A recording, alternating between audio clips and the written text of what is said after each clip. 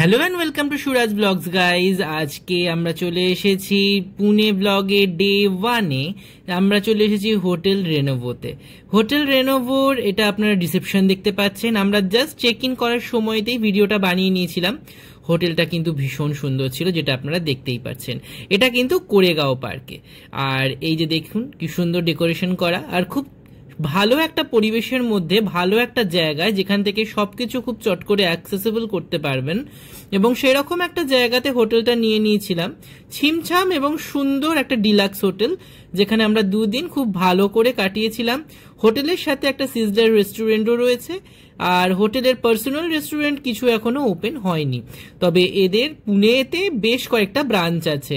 তো আমরা ঝটপট চেক ইন করে যাচ্ছি, কারণ আজকে আমরা এখান থেকে এটা চেক ইনের পর ডগরুশেট গণপতি যাব। হোটেল রেনোভো, আর হোটেল রেনোভোটাকে আগে ভালো করে দেখিয়ে দিই। এই হচ্ছে দরজা, আর সামনে একটা সুন্দর মিরর। আচ্ছা, এখানে দারুন bed with fan and centralise AC. Okay, এদিকে আছে একটা টিভি। ফাইন, ল্যাম্পশেডস আর গুড। এদিকে একটা সুন্দর কাভার্ড, যেখানে জামা কাপড় রাখার একটা ঠিকঠাক জায়গা। একটা বড় স্পেস খাবার দাবার রাখার, চা গরম করার, স্যুপ ইত্যাদি এগুলো করার, খাওয়ার। এদিকে একটা ড্রয়ার আছে, কিছু রাখা যেতে পারে। নিচে আর একটা ড্রয়ার, যেটার ভেতরে একটা আছে ফ্রিজ, যেটা চালিয়ে দিয়ে গেছে। যদি কিছু মনে হয় রাখবে তো রাখতে পারে। তো পুরোটা কাভার্ড এবং কার্টেন্স দিয়ে ঢাকা। একটা টেবিল দিচ্ছে খুব সুন্দর।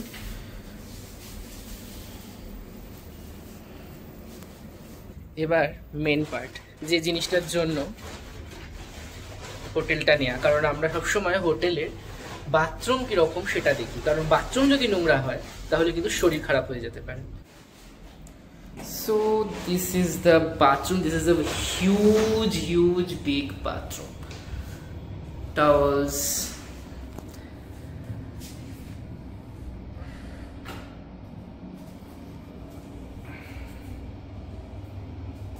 বিরাট একটা মিরর, কিছু টয়লেট্রিজ দিয়েছে, কোমাট আছে, আর এদিকে আছে শাওয়ার জোন। বাবা, একটা পুরো বাথটাব চলে আসবে, এত বড় শাওয়ার জোন। যাই হোক, তো this is hotel Renovo near Koregaon park. আপনারা আসলে অবশ্যই হোটেল রেনোভো বুক করতে পারেন। আমরা মাত্র 2 দিনের জন্য বুক করেছি, and trust me, this hotel is really good. এখনো পর্যন্ত প্রত্যেকটা স্টাফ বিহেভিয়ার থেকে শুরু করে পরিষ্কার পরিচ্ছন্নতা থেকে শুরু করে প্রত্যেকটা জিনিস খুব সুন্দর। প্রত্যেকটা কোনো কোনায় কোনো নোংরা ময়লা কিচ্ছু দেখা যাচ্ছে না। জাস্ট ক্লিন কাকে বলে, just great. So soft bed, ভীষণ টায়ার্ড, একটা রেস্টের তো ভীষণ দরকার। সো ঘুমিয়ে পড়বো একটু পরে চান করে। বাই। বুকড হোটেল রেনোভো যখনই পুনেতে আসবেন, যদি কোরেগাঁও পার্কের কাছে থাকতে হয়, হোটেল রেনোভো ইজ দ্য বেস্ট। হোটেলে চেক ইন করার পর আমরা একটু ফ্রেশ হয়ে নিয়ে স্নান ধান করে আমরা রেডি হয়ে নিলাম ডগরুশেট গণপতি দর্শন করার জন্য। ডগরুশেট হালওয়াই গণপতি, এটা একটা ভীষণ সুন্দর পুনের গণপতি টেম্পল। এই গণপতি টেম্পল ভীষণই প্রসিদ্ধ এবং অত্যন্ত জাগ্রত, এবং এত অপূর্ব শ্রীবিগ্রহ যে সেটা বলার মতন নয়। আপনারা নিজেরাই একটু পরে দর্শন করবেন। ঘড়িতে তখন বাজে রাত্রি 8:30। মন্দির খোলা ছিল কিনা সন্দেহ হচ্ছিল।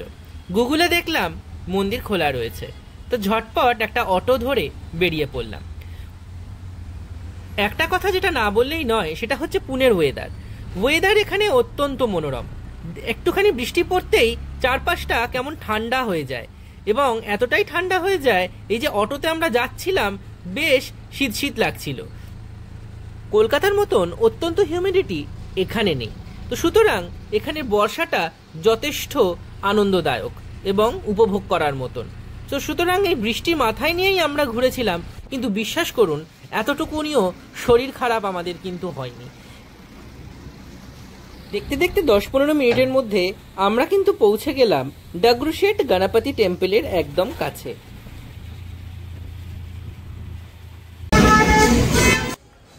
फाइनली पहुंच गए पुणे डगरूशेठ गणपति मंदिर। तो देख लीजिए, देखिए गणपति।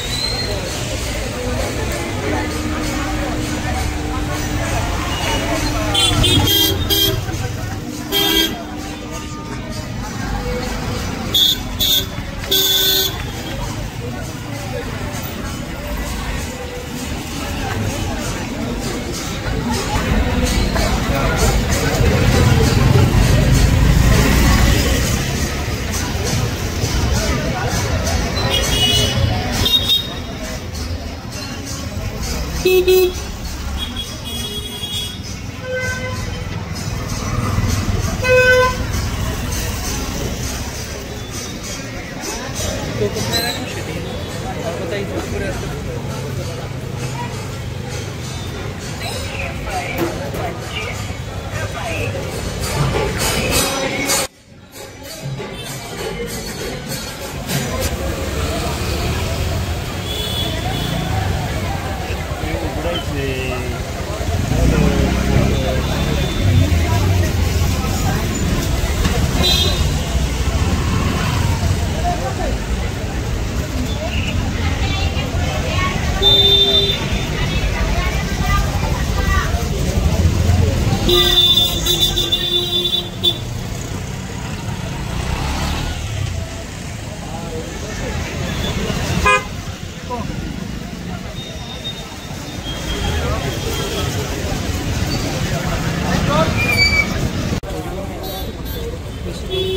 विठ्ठल रुक्मिणी।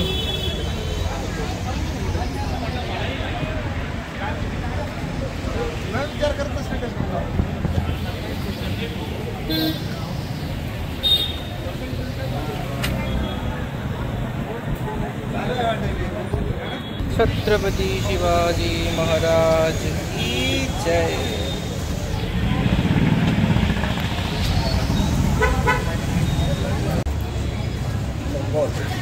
बंगाल, हाँ बेंगल से।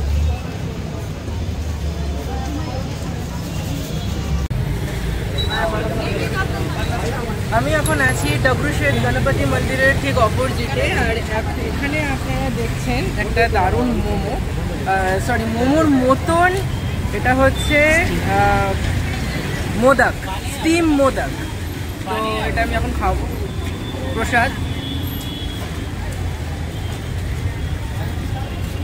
এর উপরে ঘি দিয়ে দিয়েছে,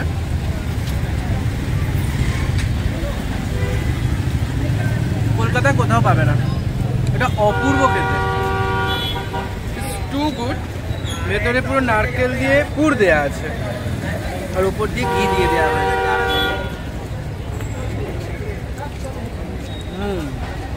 গণপতি বাপ্পা মোরয়া।